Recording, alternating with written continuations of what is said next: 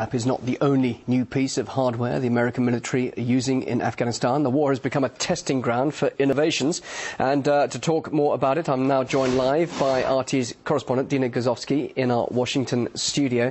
So, Dina, what better way for the US to test new military equipment than in the battlefield of Afghanistan?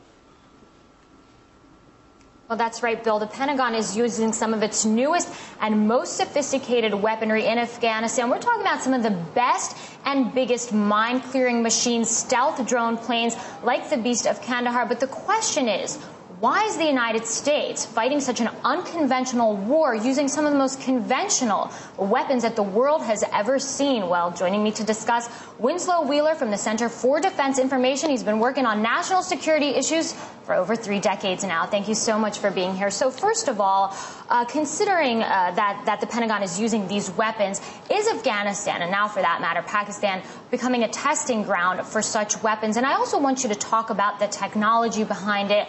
Why is it so controversial? Why is it so expensive? We're talking about $120 million for just one VM-22 here, right? Right. Wars are typically used as a laboratory for figuring out what works and what doesn't. What's most important is that the armed forces, like your own armed forces in Georgia, found that they need to react to things as they occur rather than proceed with the program as originally designed. A classic example is the use of these MRAP, armored wheeled vehicles in Iraq, to protect soldiers from landmines. These were found to be highly inappropriate for Afghanistan because they're road-bound vehicles and they don't operate well.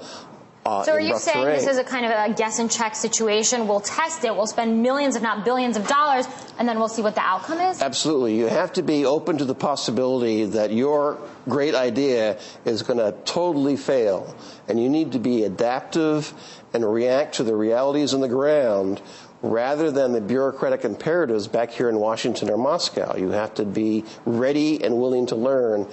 And we're not particularly good at doing that. But the thing is that they're testing these weapons against insurgents, you know, people with machine guns who are hiding in bushes. And Robert Gates himself said, look, we don't really need all of this conventional weaponry because we're fighting an unconventional war. We're not fighting a real army. We're fighting an insurgency. Mm-hmm. So these two things, they contradict each other. Well, some of these systems are appropriate for a counterinsurgency campaign. Some of them are totally inappropriate. The F-22, for example, useless. It would actually help the enemy if we use the F-22 in Afghanistan, because it would drain resources from where we need things.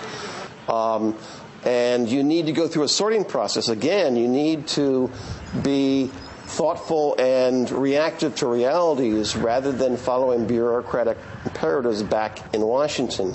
Another classic example is our so-called system of systems, the Army's future combat systems, which is a galaxy of sensors and intelligence and radios and vehicles pretending that they can see through the fog of the battlefield. Totally failed in Iraq. But let's go back to what they're testing in Afghanistan. Could there be a possibility that they're using some of these weapons, like the Beast of Kandahar, to gather intelligence on Iran? Because industry experts have said that this machine is capable of doing that. Bring Iran into the picture here. Well, the Beast of Kandahar apparently has the range, if we believe the articles about it, to operate over other countries, Pakistan, India, and Iran. But they'd be fools to do that. These stealthy systems are not invisible. These stealthy systems are less detectable against some radars at some angles. In other words, they're quite visible to some types of radars, and they'd be found quite easily. Very briefly, is this a case where the United States thinks that that technology could solve all its problems, that that's really the solution? And that's kind of interesting in light of the fact that the Obama administration always says that it wants to forge these alliances. Kind of hard to forge an alliance with an unmanned vehicle or with a robot. Right. We tend to have a technological arrogance that things can do things that only people can do. Machines don't win wars, people do, and they use their minds and their moral strengths and weaknesses to do that. And Americans tend to forget all about that. I want to thank you for being here and for your insight.